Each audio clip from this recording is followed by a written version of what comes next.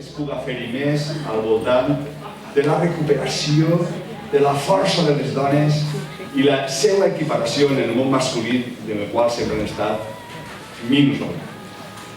A més de tot això, només vull dir una cosa, i és que anem a fer un acte cultural, un acte en què no volem cap molèstia.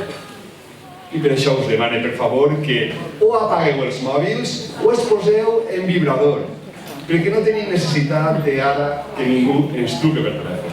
Perquè estem en un moment d'impàs en què uns minuts de la nostra vida els dediquem a aquest acte meravellós en què no hi ha cap necessitat de res, només que d'estar així, gaudir-ho tota la potència i la força i s'ha acabat allò. El mezquino odia al otro. El mezquino odia al otro porque no gasta sus banderitas rojas y gualdas. El mezquino odia al otro porque no gasta su Dios con barbas. El mezquino odia al otro porque come distinto, porque viste raro, porque mira raro, porque piensa raro. El mezquino que odia al otro, el mezquino que odia al que no es como él, está podrido por dentro, pero a la vez pudre el mundo. Y ese mundo podrido de odio es el que tenemos a nuestro alrededor. Solo tenemos que mirar las orillas de Europa para saberlo. El odio al otro por antonomasia es el odio al judío. El odio al judío ha existido desde Abraham y existe de manera universal. Existe en Oklahoma, en Villecas, en Pakistán, y sobre todo ese odio se vio reflejado en el siglo XX en uno de los hechos más horrorosos de nuestra historia como personas, y es el Holocausto. Nosotros, la escuela, este año participa en un proyecto internacional que busca hacer memoria del Holocausto. Un holocausto que también se dirigió contra gitanos, homosexuales, polacos, eslavos, comunistas, pero que se hizo con especial saña contra los judíos. Y como símbolo de ese holocausto está la figura sobre todo de Ana Frank. Si hemos leído su diario y si hemos ido a Ámsterdam y hemos visitado la casa donde estuvo escondida, todos entendemos el valor de su testimonio. A mí, en particular, el tema judío me parece también muy apropiado porque nosotros, España, Valencia, Sagunto, tiene parte en ese crimen. Ha tenido parte siempre en ese crimen. Nuestros reyes, incluso reyes de fama tan liberal como Alfonso X el Sabio, de quien se dice que juntaba a judíos, musulmanes y cristianos para hacer sus libros, incluso reyes como Alfonso X el Sabio promulgaron leyes contra los judíos, apartándolos de los cristianos, separándolos, impidiéndoles hacer ciertos trabajos. Hicieron las juderías, y nosotros en Sagunto tenemos esa judería. Les obligaban a llevar una marca que os sonará de las películas alemanas, pero eso que os suena de las películas alemanas, en cierto modo, lo inventamos también nosotros. No llevaban una estrella, llevaban una rueda amarilla, una rueda colorada, para separarlos de los cristianos, porque decían que había peligro de que se mezclasen y que si un judío, por ejemplo, se juntaba con una cristiana, estaba cometiendo adulterio contra Jesús, que era el esposo de todas las cristianas. Y para catolicismo era como el crimen más horroroso que podía haber, ese adulterio sacrílego. Vamos a repasar un poquito algunos puntos de esta historia y vamos a comenzar con una escena donde los reyes católicos, Isabel y Fernando, decretan la expulsión de los judíos de los reinos de España, en Granada en 1492.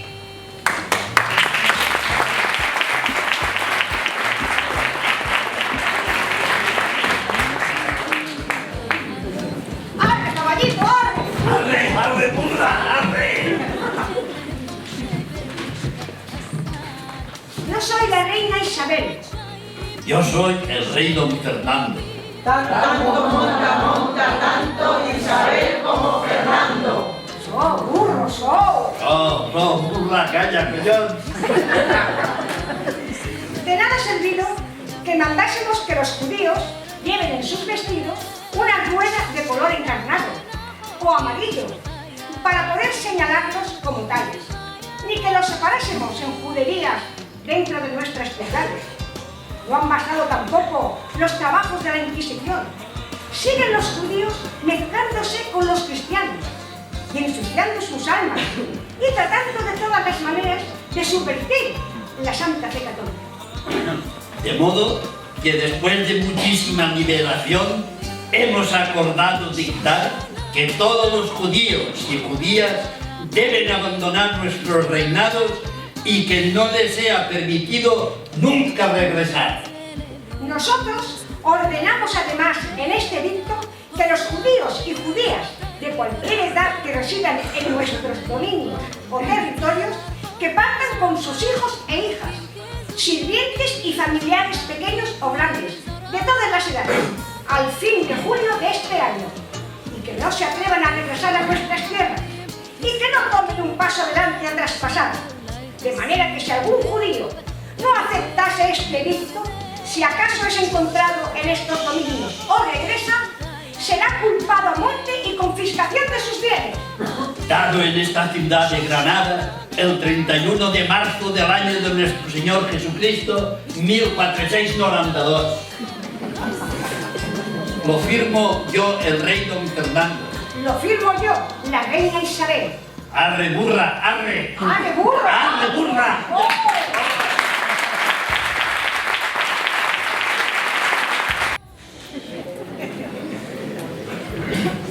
En 1633 ya hacía más de 100 años que los habían echado de España los reyes católicos. Pero don Francisco de Quevedo y Villegas, ingenio borde, pedía al rey Felipe IV que persiguiese todavía a los judíos de todo el imperio. Señor, los judíos es evidente que no creen nada, porque al que es Dios lo niegan, y al que no lo es, lo aguardan. Tienen por ley la que ya no es, y nacerá de ellos el anticristo. Ladrones son, Señor, enemigos de la luz, amigos de las tinieblas, inmundos, hediondos, asquerosos, subterráneos. Sus uñas despedazan la tierra en calabozos y agujeros. Sus dientes tienen por alimento todas las cosas, o para comerlas o para destruirlas. Sierpes son, Señor, que caminan sin pies, que vuelan sin alas, resbaladizos, que disimulan su estatura anulándola, que se encogen para alargarse, que pagan en veneno el abrigo que se les da. Fuegos son que paga la vencida, en incendios y la acogida de ceniza, que de pequeña centella crecen en hoguera, que tratados queman y que vidos deslumbran. Consentidos consumen y apagados ahuman, y que siempre con inquietud se dan pieza a consumir lo que los alimenta. Quemar y justiciar, los judíos solamente será castigo. Quemar y hacer polvo su caudal, romper los asientos, solo eso será remedio. Señor, se tiene que empezar el castigo desde una puerta a otra puerta, es decir, que todas las puertas de vuestro reino han de hallar muerte y cuchillo.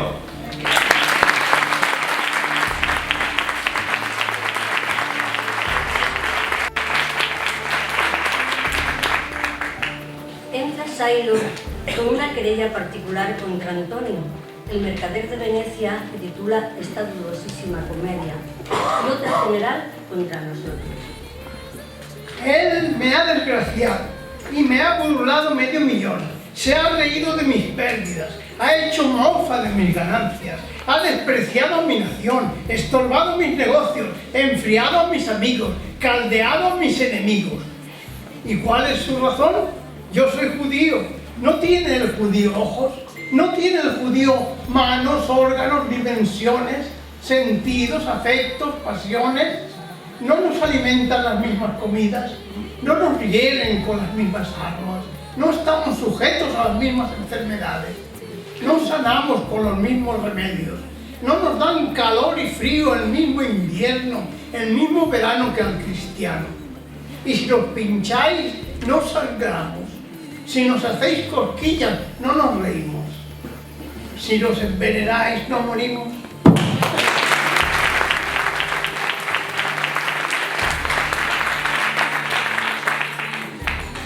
Yo soy judío. ¿No tiene el judío ojos?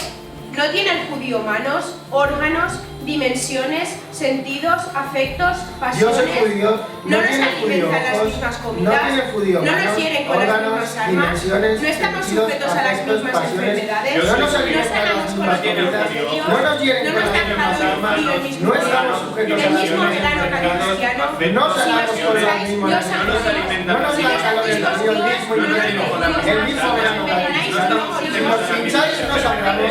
Si nos hacéis cosquillas, no morimos. Si nos envenenáis, no morimos. No estamos sujetos a las mismas enfermedades, no sanamos con los mismos remedios, no nos dan calor, el mismo frío, el mismo invierno, el mismo verano que al cristiano. Si nos pincháis, no sangramos, si nos hacéis cosquillas, no nos reímos, si nos envenenáis, no morimos.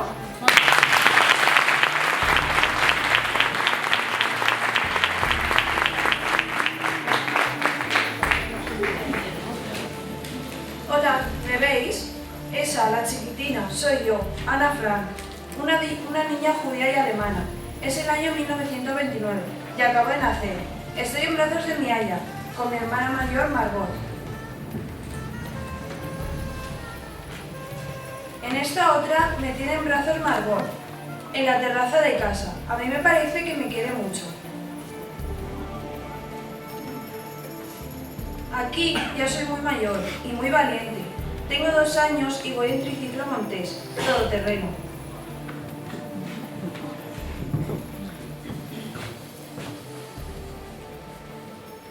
Es verano y cada uno se refresca como puede. Grace, nuestra amiga, que vive en la casa de al lado, nos echa agua con una regadera.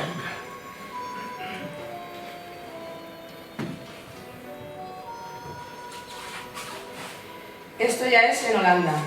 Nos hemos tenido que ir de Alemania, porque la gobierna Hitler y odia a los judíos. Este día yo tenía 5 años. Lo pasamos muy bien en la playa. Mamá me había regalado la bolsa que me gustaba mucho.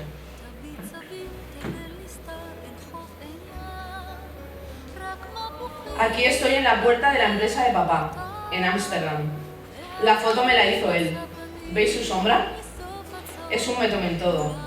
Yo estoy presumiendo del reloj que me ha regalado.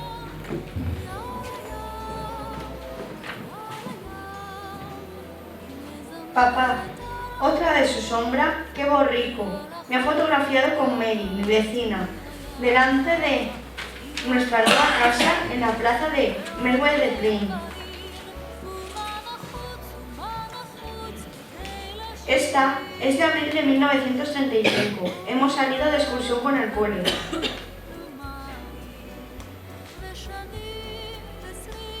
Aquel septiembre los papás nos llevaron a Sixmaria, a Suiza. Nos lo pasamos muy bien, andando por el monte. Una vez nos bañamos en un lago. El agua estaba helada.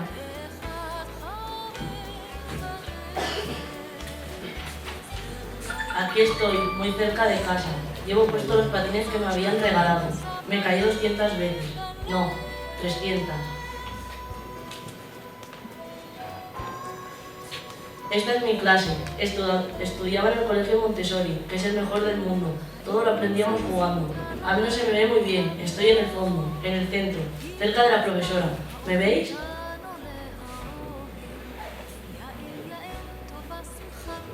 Aquí vas esto, estoy sentada en mi pupitre, haciendo lo que más me gusta, que es escribir.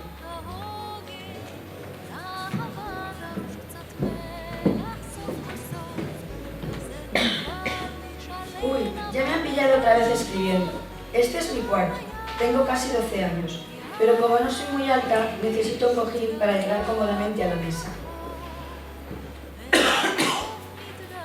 Aquí empieza. Aquí continúa el horror. El domingo 5 de julio de 1942 han llamado a la puerta. Era el cartero, con una citación para mi hermana Margot. Eran los nazis, que mandaban ahora también en Holanda. Si Margot iba, se la llevarían. Nos escondimos en lo que llamamos la casa de atrás, en el piso de arriba de las oficinas de mi padre, con otra familia. Parece muy bonito con los canales y todo eso, pero ni siquiera podíamos asomarnos a las ventanas por miedo a que nos descubriesen. Esta es la escalera secreta que sube a la casa de atrás, oculta detrás de una pared falsa. Por ahí nuestros amigos cristianos nos traen las cosas que necesitamos.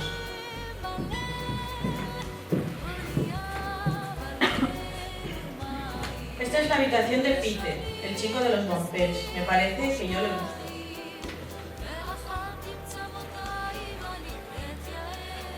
Y esta es mi habitación. He llenado las paredes con postales y fotografías de mis actores favoritos, para que me sirva de cielo seguro, mientras dura todo esto. El 12 de julio de 1942, para mi cumpleaños, me regalaron este diario. Lo llamo Kitty, y me escribo en él desde entonces. También lo ilustro con recortes de revista y fotografías. Cuando los nazis entren en la casa de atrás y se nos lleven, romperán muchas cosas, volcarán muebles y tirarán al suelo el diario. Pero Miek, nuestra amiga que tanto nos ha ayudado, lo recogerá y lo guardará y se lo entregará a papá, cuando todo casi se acabe.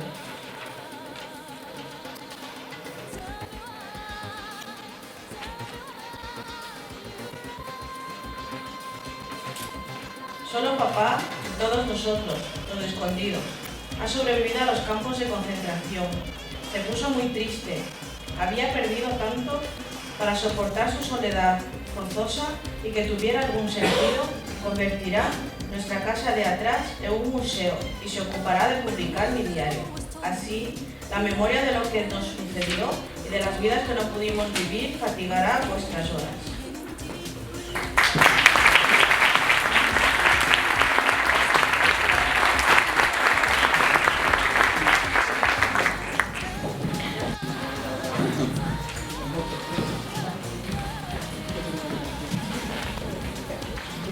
Domingo, 14 de junio de 1942. Lo mejor será que empieces desde el momento en que te recibí, o sea, cuando te vi en la mesa de los regalos de cumpleaños, porque también presencié el momento de la compra, pero eso no cuenta. El viernes 12 de junio, a las 6 de la mañana ya me había despertado, lo que se entiende, ya que era mi cumpleaños, pero a las 6 todavía no me dejaban levantarme. De modo que tuve que contener mi curiosidad hasta las 7 menos cuarto. Entonces ya no pude más. Me levanté y me fui al comedor, donde Morge, Morenito el gato, me recibió haciéndome calentón. Poco después de las 7 fui a saludar a papá y mamá y luego al salón a desenvolver los regalos. Lo primero que vi fuiste tú y quizá haya sido uno de mis regalos más bonitos. Luego un ramo de rosas y 2 ramas de peonías.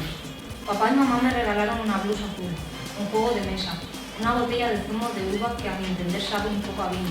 ¿Acaso el vino no se hace con uvas? Un rompecabezas, un tarro de crema, un billete de 2,50 florines y un vale para comprarme 2 libros. Luego me regalaron otro libro, La cámara oscura, de Hildebrand, pero como Margot ya lo tiene, he ido a cambiarlo. Una bandeja de galletas caseras, hechas por mí misma, porque últimamente se me da muy bien eso de hacer galletas. Muchos dulces y una tarta de fresas hecha por mamá. También una carta de la abuela, que ha llegado justo a tiempo, pero eso, naturalmente, ha sido casualidad. Sábado, 20 de junio de 1942. Mi historia. ¿Cómo podría ser tan tonta de olvidármela? ¿Cómo nadie entendería nada de lo que fuera a contar la carta? Si lo hiciera así, sin ninguna introducción, Tendré que relatar brevemente la historia de mi vida, por poco que me plazca hacerlo. Después de mayo de 1940, los buenos tiempos quedaron ya atrás. Primero la guerra, luego la capitulación, la invasión alemana, y así comenzaron las desgracias para nosotros los judíos. Las medidas antijudías se sucedieron rápidamente y se nos privó de muchas libertades. Los judíos deben llevar una estrella de David. No deben entregar sus bicicletas, no les está permitido viajar en tranvía. No les está permitido viajar en coche, tampoco en coches particulares. Los judíos solo pueden hacer la compra desde las 3 hasta las 5 de la tarde. Solo pueden ir a una peluquería judía. No pueden salir a la calle desde las 8 de la noche hasta las 6 de la madrugada. No les está permitida la entrada en los teatros, cines y otros lugares de esparcimiento público. No les está permitida la entrada en las piscinas, ni en las pistas de tenis, de hockey ni de ningún otro deporte. No les está permitido practicar remo. No les está permitido practicar ningún deporte en público. No les está permitido estar sentados en sus jardines después de las 8 de la noche. Tampoco en los jardines de sus amigos. Los judíos no pueden entrar en casa de cristianos, tienen que ir a colegios judíos y otras cosas por el estilo. Así transcurrían nuestros días, que si esto no lo podíamos hacer, que si lo otro tampoco. Jake siempre me dice, ya no me atrevo a hacer nada, porque tengo miedo de que esté prohibido. Miércoles, 8 de julio de 1942. Al rato apareció Margot toda alterada por la puerta de la cocina. «Ha llegado una citación de la SS para papá», murmuró. «Mamá ya ha salido para la casa de Van Damme. Van Damme es un amigo y socio de papá. Me asusté muchísimo. Una citación. Todo el mundo sabe lo que eso significa. En mi mente se me aparecieron campos de concentración y celdas solitarias. ¿Acaso íbamos a permitir que a papá se lo llevaran a semejantes lugares?»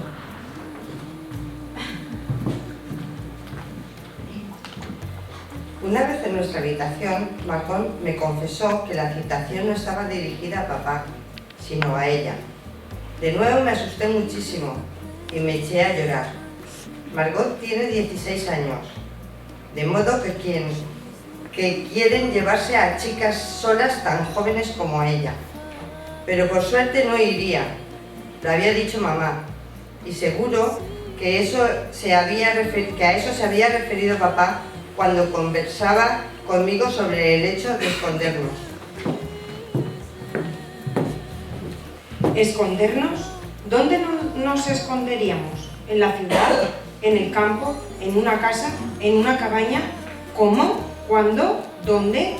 Eran muchas las preguntas que no podía hacer, pero que me venían a la mente una y otra vez. Margot y yo empezamos a guardar lo indispensable en una cartera del colegio. Lo primero que guardé fue este cuaderno de tapas duras, luego unas plumas, pañuelos, libros de colegio, un peine, cartas viejas. Pensando en el escondite, metí en la cartera las cosas más estúpidas, pero no me arrepiento. Me importan más los recuerdos que los vestidos.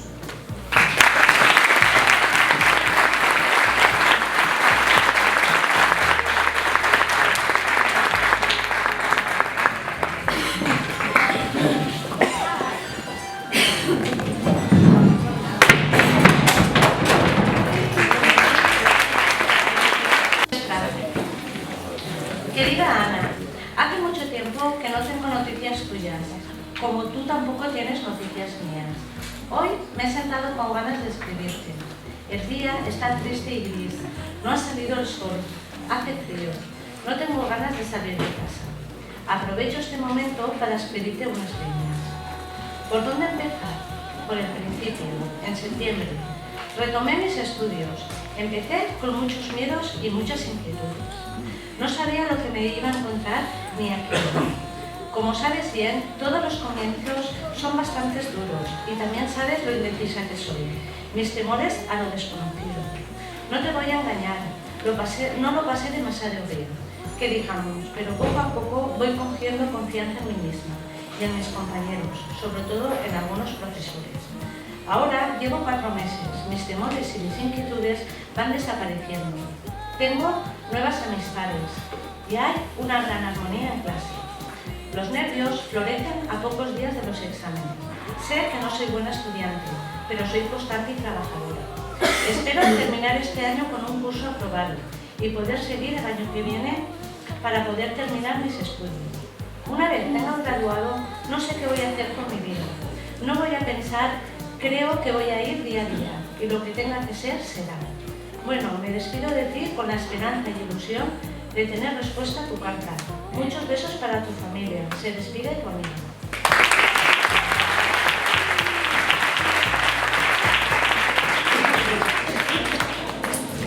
Buenas.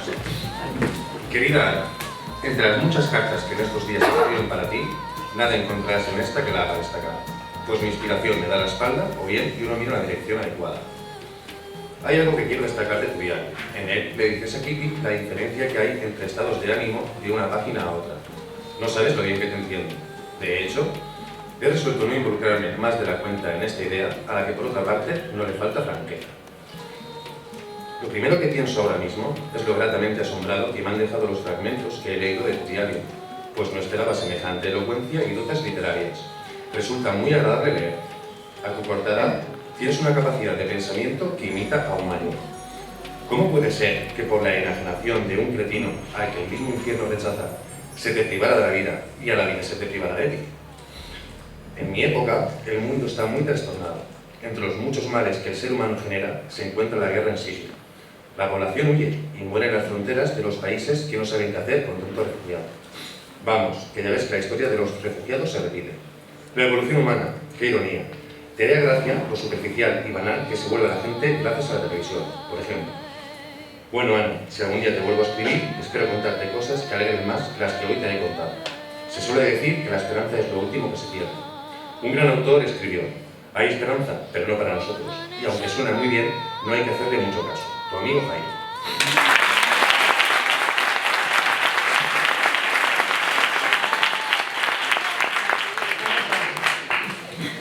Querida Ana Frank, muchas gracias por habernos permitido compartir contigo esos 2 años de soledad, angustia y esperanza que pasaste encerrada con tus familiares y otras personas, huyendo de la miserable persecución de las fuerzas alemanas que habían invadido Holanda. Muchas gracias por habernos mostrado no solamente cómo transcurrían tus días y tus noches, sino por permitirnos reflexionar a partir de tu amarga experiencia sobre nuestro propio mundo, sobre lo que la existencia y el sentido de la humanidad significan hoy en día, en los primeros años del siglo XXI. Y aún habiendo vivido todo eso, sin poder relacionarte con otras personas, sin tener tu propio espacio para escribir, sin poder viajar a conocer otros mundos o tener todo tipo de experiencias con las que soñabas. Aún así, no pierdes la esperanza y el entusiasmo de seguir con el día al día.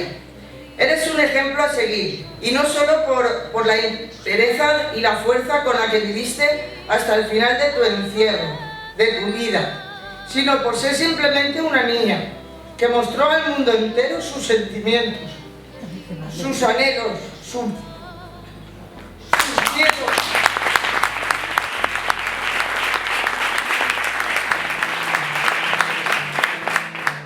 Me gustaría mucho, Ana querida, que pudieras ver con tus propios ojos todo lo que ha pasado durante estas últimas décadas, aunque ya no pudiste ver desde la tierra la locura nazi que fue derrotada poco menos después de tu muerte.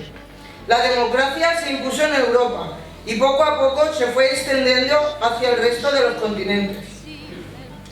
Lo que no ha sido derrotado hasta hoy es el pensamiento fascista. Lo que no hemos vencido es el prejuicio contra las personas simplemente porque piensan diferentes a la mayoría de la población, porque deciden vivir la vida según patrones no aceptados por la sociedad, porque no nacieron en países en el que quieren vivir o porque dicen compartir sus experiencias con personas de su mismo sexo. Te podrá parecer triste que tantos años después de haber escrito tu propio testimonio del horror, sigamos manteniendo inaceptables condiciones de segregación y miseria en muchos países del planeta, incluso en los más desarrollados. Viviste tiempos muy difíciles. A partir de 1930, cuando Hitler en Alemania, Mussolini en Italia y Franco en España, comienzan los mayores años del auge del fascismo asesino. Cada uno de estos tres dictadores, siguiendo su propio estilo y sus propias limitaciones, se dedicaron a perseguir sin tregua a quienes no eran bien vistos por el régimen en turno. Hitler se ocupó de perseguir a los judíos, no solo en Alemania, sino por todos los países de Europa que pudo invadir. Entre esos países estaba Holanda, donde tú y tu familia habíais emigrado procedentes de Alemania. Las persecuciones contra los judíos comenzaron en Polonia, siguieron en Austria, Francia, Serbia, Hungría y una parte de Rusia. Primero fueron deportaciones masivas, pero luego Hitler y su camarilla de truanes se inclinaron por la llamada solución final, el exterminio de los judíos, el asesinato en masa, el genocidio. Creo que te dará gusto saber que un grupo importante de asesinos al servicio del régimen nazi fue juzgado por las fuerzas aliadas en Nuremberg. Fue un juicio que puso de manifiesto la indignidad de un régimen que ejerció por los años de violencia fiscal y moral contra los millones de personas. Ana, en tu espíritu y en tus páginas demuestras que tenías un corazón intacto. Fuiste un testigo especial y nos gustaría mucho tenerte ahora entre nosotros. Hubieras empeñado tu vida para testimoniar el horror nazi, para evitar que el olvido permaneciera su repetición. Nos hace falta escuchar voces como la tuya. Saber que las decenas de millones de muertos no fueron inventados, sino que se trató de personas como nosotros, como nuestros abuelos, como nuestros padres, como nuestros hijos, como nuestros hermanos, como nuestros amigos, vamos, como tú. Cometieron contigo y con 1 millón de judíos una gran injusticia. Tiene que llegar un día en que todos seamos personas, y ya no ni judíos, ni cristianos.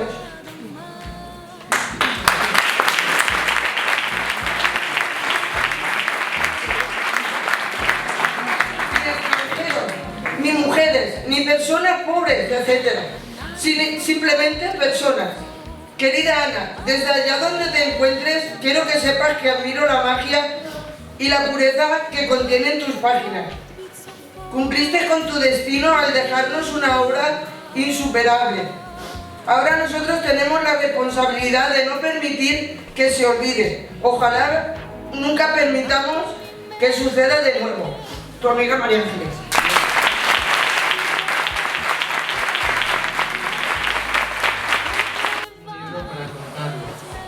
El primer poema que abre el libro es este, se llama Si esto es un hombre.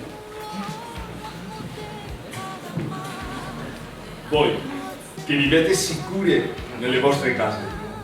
Voi, che trovate tornando a sera il cibo caldo e i visi amici. Vosotros, que vivís seguros en vuestras tibias casas. Vosotros, que encontráis, cuando regresáis a la noche, un plato caliente y rostros amigos. Considerate se questo è un uomo, che lavora nel fango, che non conosce pace, che lotta per mezzo pane, que muere per un sí o per un no. Considerad si esto es un hombre que trabaja en el fango, que no conoce la paz, que pelea por un mendrugo de pan, que muere por un sí o por un no. Considerate se questa è una donna, senza capelli e senza nome, senza più forza di ricordare, vuoti gli occhi e freddo il grembo, come una rana d'inverno. Considerad si esto es una mujer, sin cabellos y sin nombre, que ya no tiene fuerzas para recordar, vacíos los ojos, frío el regazo, como en una rana de invierno. Meditate che questo è stato. Vi comando queste parole, scolpitele nel vostro cuore, stando in casa, andando per via, coricandovi, alzandovi, ripetetele ai vostri figli. O vi si sfaccia la casa, la malattia vi impedisca, i vostri nati tolcano il viso da voi. Pensad que todo esto ha sucedido. Os encargo estas palabras, esculpidlas en vuestro corazón, cuando estéis en casa, cuando andéis por la calle, cuando os acostéis, cuando os levantéis, repetidselas a vuestros hijos, sino que se derrumbe sobre vosotros vuestra casa, que la enfermedad os deje impedidos, que vuestros descendientes os vuelvan el rostro.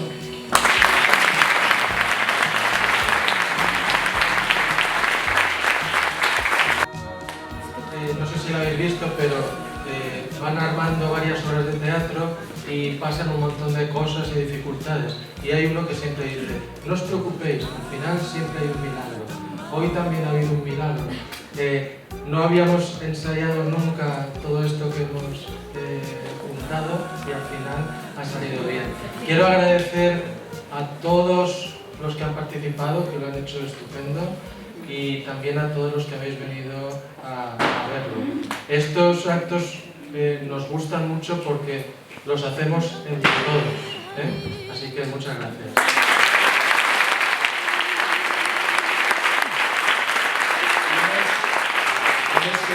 Sempre hi ha algun detall que recorda un dia com avui, que està ben així. Ara a l'eixir el detall està a la vostra disposició. Ja ho veurem.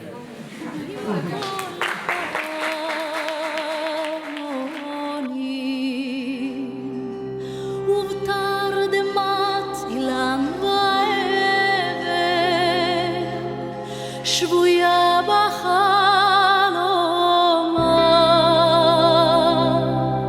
העיר אשר בדד יושבת ובליבה חומה.